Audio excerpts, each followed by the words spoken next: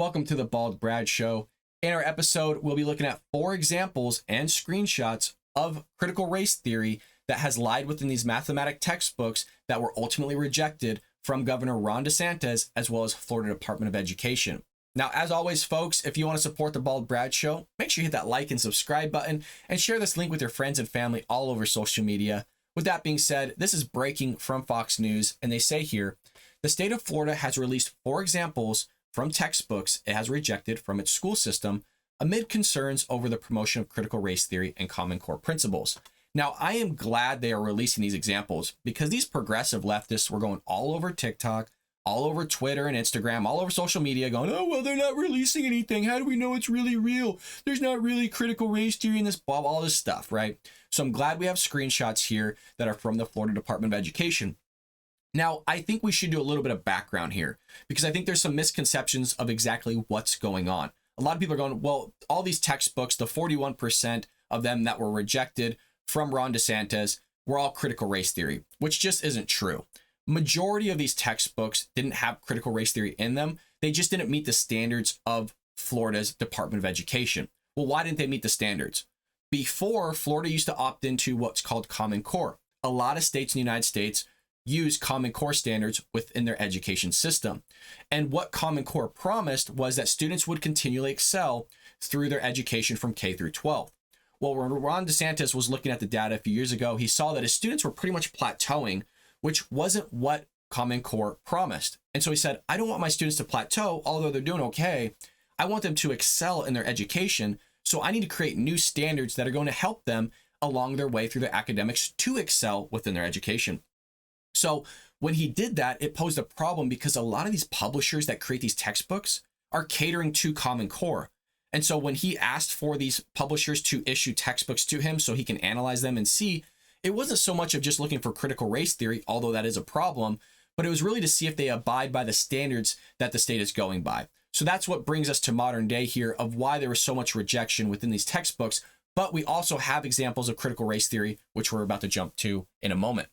It says, quote, based on the volume of requests, the department has received 4 examples of problematic elements of recently reviewed instructional materials. The following are examples provided by the department by the public and presented no conflict in sharing them, the Florida Department of Education wrote in a disclaimer, along with screenshots, which we're about to go over, from the rejected textbooks. Quote, these examples do not represent the exhaustive list of input received by the department.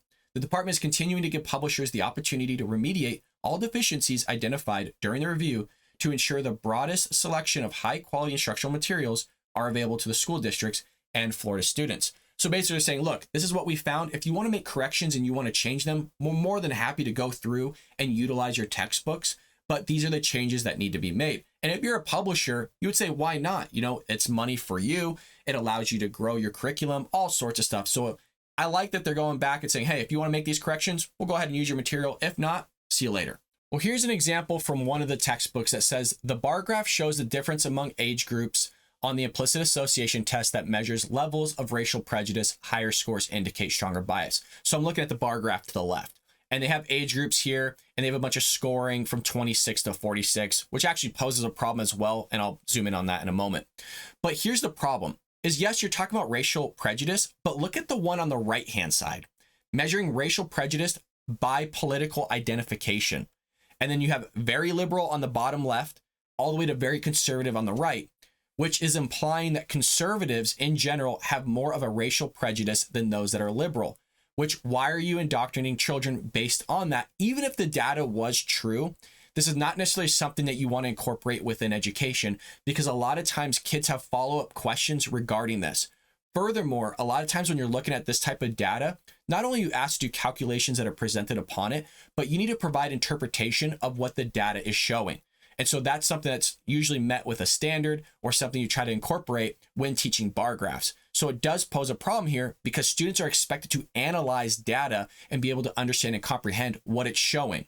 Now, this is not the only example here. We have a screenshot that's asking here, what, me racist? More than 2 million people have tested their racial prejudice using an online version of Implicit Association Test. So again, we're pushing more of this racial prejudice upon these students within mathematic examples. We have another screenshot here. We have 2 screenshots that encourage students to build proficiency within social awareness and engage in social and emotional learning. So SEL was another one of the reasons as to what would be removed or rejected in math textbooks. So it says here on the left-hand side, you have the learning objective, but the language objectives is what we want to zoom in on. Quote, students identify the next successful number to 5 when counting by stating the number. 2, cultivate conversation and optimize output. ELs will participate in MLR8 discussion support. So ELs is English learners.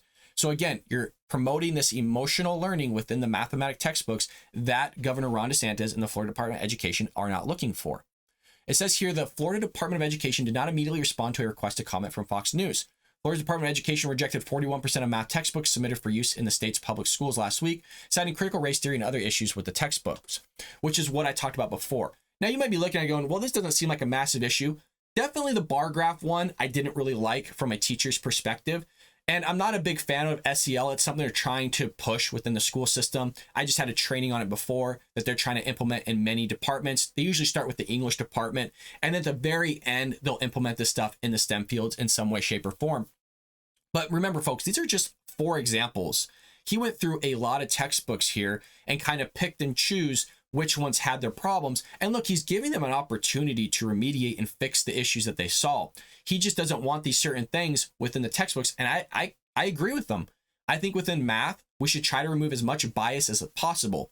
Now, that's easier said than done, especially coming from a stats teacher. There's a lot of examples that I use within the class that talk about sometimes even pregnancies, for example. They talk about gun rights or freedom of speech because we look at a lot of polling, we look at a lot of data.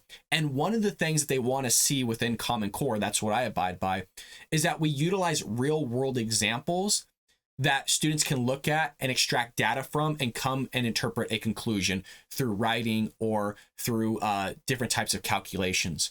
So at one end, it's nice because it makes us look at real world issues, but at the other end, there is a possibility of creating a bias or teaching a certain bias within your classroom. So with that being said, folks, I want to know what you think. Do you think these are good examples of critical race theory and good examples of textbooks that should be rejected? Or are you not for this type of behavior coming from Governor Ron DeSantis, meaning you're looking at it going, hey, these don't actually seem that bad. I feel like a little bit of hysteria was built up by the media, making it seem like these examples would be extremely bad. But now looking at a few, you might be thinking, hey, these actually aren't that bad. I wouldn't mind if they were left in the textbooks or whatever. With that being said, folks, I look forward to hearing and reading your responses. And don't forget to hit that like and subscribe button and share it with your friends and family all over social media. I'll see you later today here on The Bob Brad Show.